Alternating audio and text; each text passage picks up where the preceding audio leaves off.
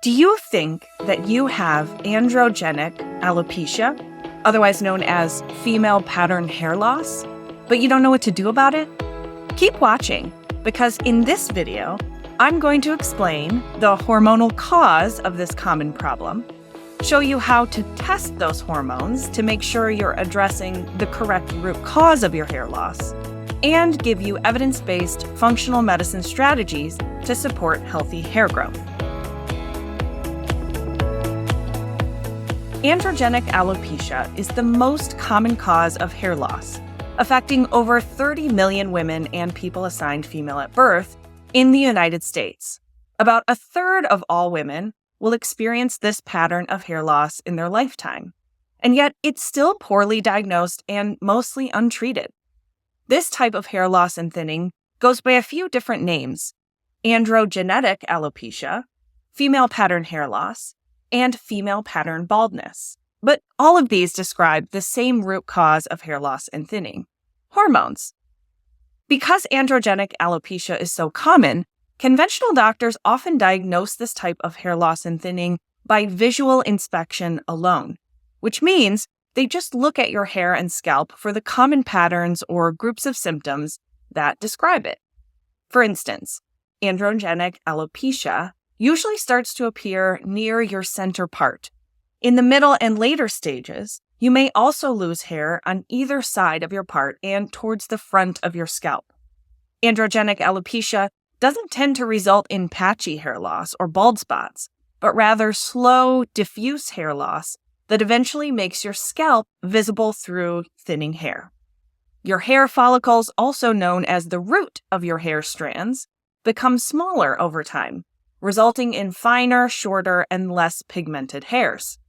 If this sounds familiar, or if you've been told that you have androgenic alopecia by a healthcare professional, you may have also been told that there's not much you can do about it. Maybe you were told it's genetic and you just have to live with it. Or maybe you were told to try a medication like spironolactone, finasteride, or minoxidil to see if that would help. Or maybe you've been trying fancy shampoos, taking generalized hair growth supplements, or scouring the internet for anything you can find to save your hair. If so, you're not as alone as you feel. I promise you that. And there are better, more precise steps that you can take. What if I told you that you could actually assess your body's hormones using advanced functional testing and then treat the cause of androgenic alopecia at the root, literally and figuratively? Sounds pretty good, doesn't it? Well, that's what I'm going to show you how to do in this video. But first, we need to understand which hormones are causing androgenic alopecia in the first place, and why they're being so unfair to your hair. You might have already guessed that androgen hormones are a part of this story, and you'd be right.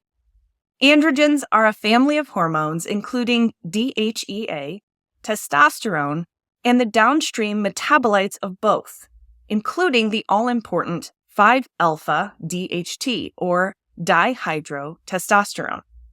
When androgens become too high relative to other hormones, it results in androgenic alopecia. 5-alpha-DHT is especially problematic because it's much, much more androgenic than other hormones like testosterone. Not only does an abundance of DHT cause hair loss on the scalp, but it can also cause hirsutism, a symptom where excessive hair grows on the face, particularly around the jawline or upper lip. It can also cause increased acne and even result in irregular or absent menstrual cycles. Because androgens are made by the body throughout the post-puberty lifespan, androgenic alopecia can start as early as your late teens, but in females, it's much more common to start seeing hair thinning after menopause, because while androgens may stay at similar levels, estrogen and progesterone begin to decline. So even if your levels of 5-alpha-DHT may not be too high overall, they can become relatively too high when estrogen and progesterone start to drop during perimenopause and menopause. And this relative rise in androgens shrinks the hair follicle, shortening the hair growth cycle and resulting in hair that's more wispy, short, and grayish or see-through. This might surprise you, but you can test those hormone levels. And you should, because there's no point in treating androgenic alopecia if that's not what's causing your hair loss and thinning, right? My preferred way to test for the root cause of female pattern hair loss is the dried urine test for comprehensive hormones, otherwise known as the Dutch test. The reason I recommend it is because the Dutch doesn't just test testosterone, but it shows us the entire hormonal cascade, beginning with DHEA and ending with 5-alpha DHT. Specifically, it shows us your body's 5-alpha reductase activity, which is the enzyme that makes DHT. In simpler terms, the Dutch test can tell us how likely it is that DHT is the culprit for your hair loss, because it shows us how much DHT you're making relative to your other hormones. Because the test also gives us levels for all 3 estrogens, yep, there are 3, and progesterone metabolites. They don't call it comprehensive for nothing. There are a few things that tend to increase production of DHT by this 5-alpha reductase pathway. First on the list is insulin resistance. Insulin resistance happens when your cells don't respond normally to insulin, the hormone in charge of your blood sugar. This means that your blood sugar stays high over longer periods of time, which results in problems like type 2 diabetes, fat gain, especially around your midsection, high blood pressure, cholesterol problems, and cardiovascular disease. This group of problems is often called metabolic syndrome, and it's associated with a high carbohydrate diet that includes a lot of processed foods and sugars, an inactive sedentary lifestyle, and behaviors like drinking too much alcohol and smoking. Another condition associated with elevated 5-alpha reductase activity is PCOS, or polycystic ovarian syndrome.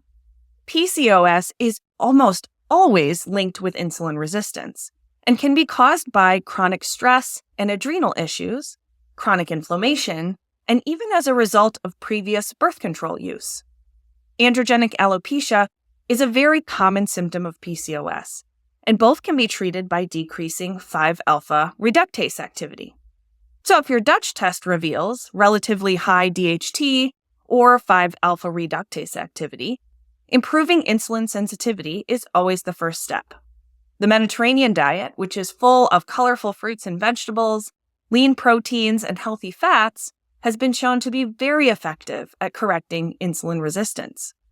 Giving up ultra-processed foods, soft drinks, and other sweetened beverages, and exercising 3 to 4 times per week are also great insulin sensitizing strategies with solid research behind them.